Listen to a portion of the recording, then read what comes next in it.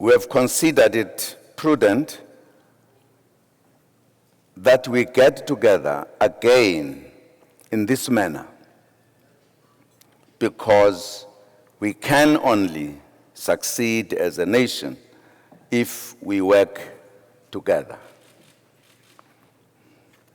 We have declared 2017 the year of Oliver Reginald Tambo and the year of deepening unity, because that was his legacy.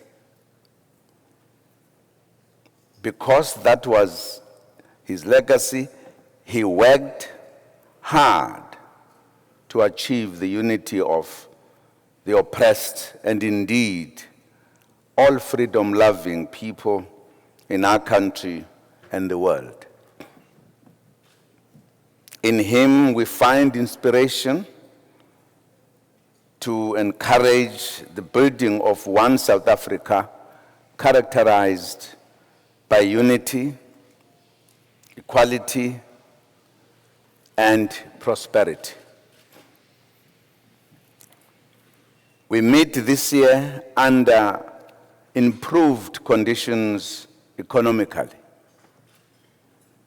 following a period of low economic growth. In the last few years, prospects have improved for the years ahead. We expect economic growth of 1.3% in 2017, following an estimated 0.5% in 2016. Improved commodity prices and stronger global growth should encourage both investment and employment and provide necessary support for exports. Agriculture is expected to recover following improved weather conditions, while tourism and the manufacturing sector should be supported by the weaker rand and a recovery in economic activity in the region. We have reason to be optimistic. Despite the improved outlook, we have to acknowledge that we are not growing fast enough to significantly reduce our triple challenges of poverty, inequality, and unemployment. Unemployment currently stands at 27.1%. This is the highest rate since June 2004. Our youth unemployment stands at 44% for 18 to 29-year-olds.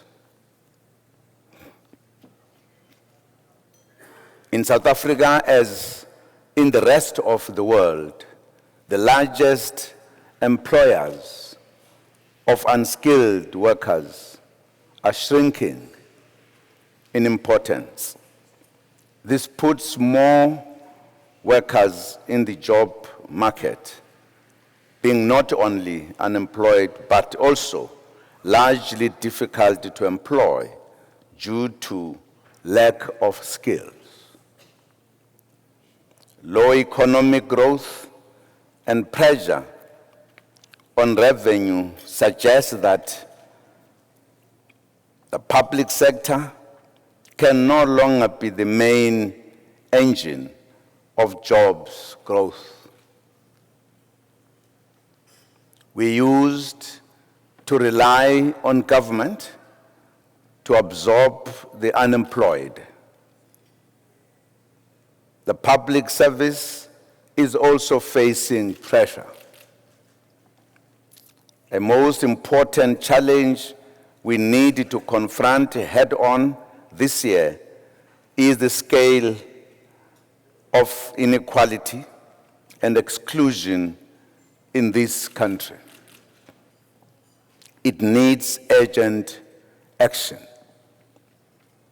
After 2 decades since democracy, the black majority still remains largely outside of the mainstream economy.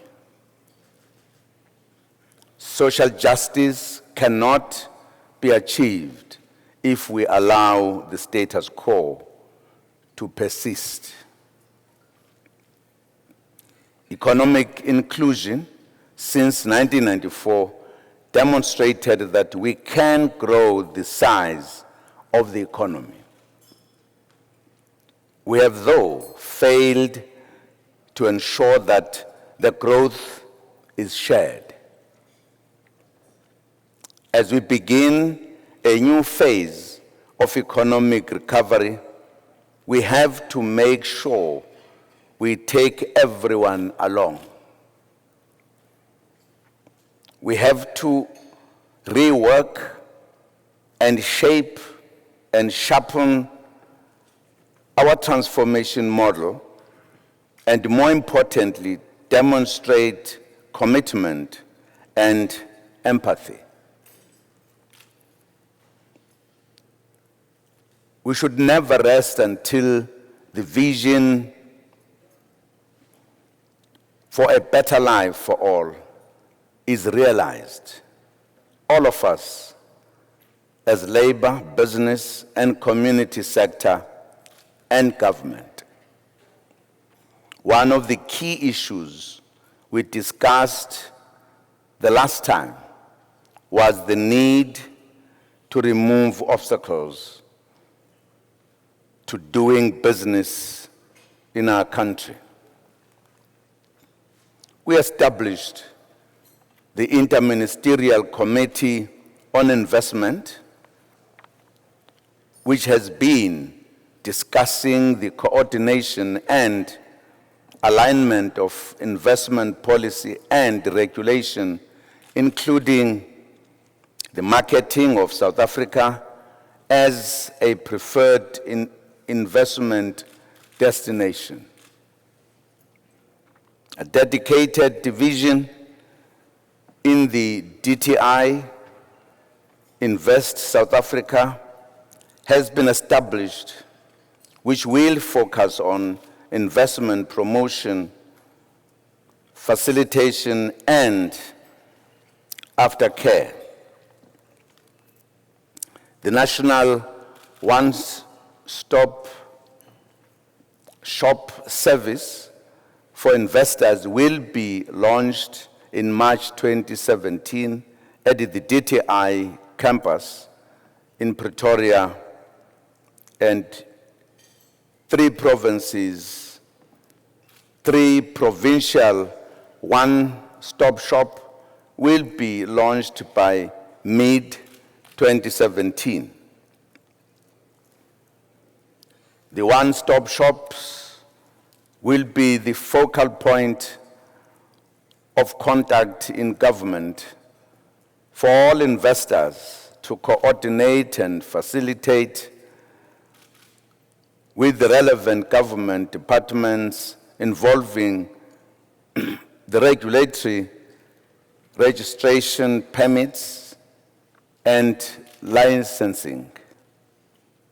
Invest South Africa will provide specialist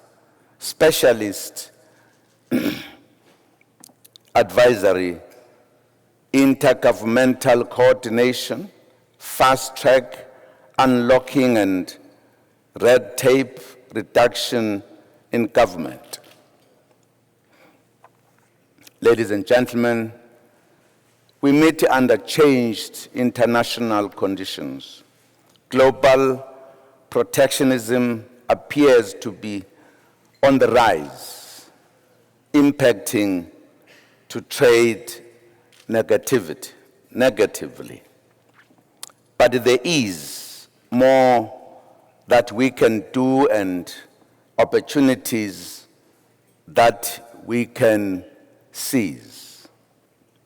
The European Partnership Agreement came into force in October 2016 with increased market access for certain products. We must also be cognizant of the opportunities and challenges that Brexit will bring. Regional integration and trade with other countries in Africa is a key component of our trade policy and offers many opportunities. We are making credible progress with the Continental Free Trade Area, with the first phase of negotiations to include goods and services to be completed in 2017. This will translate into increased commercial opportunities for South Africa companies. It is critical that Team South Africa remains focused and united to unlock these opportunities. We are also pleased that the guidelines of good practice for South African companies operating on the continent is supported by African Union member states. We encourage more South African companies to sign up to the guidelines. I'm confident that working together as we are doing, we can achieve more in developing our economy and making it more attractive for foreign and domestic investment. Let me emphasize that it is critical that we work together as business, labor, and government. That is what we mean when we talk of unity in action as we move South Africa forward. I thank you.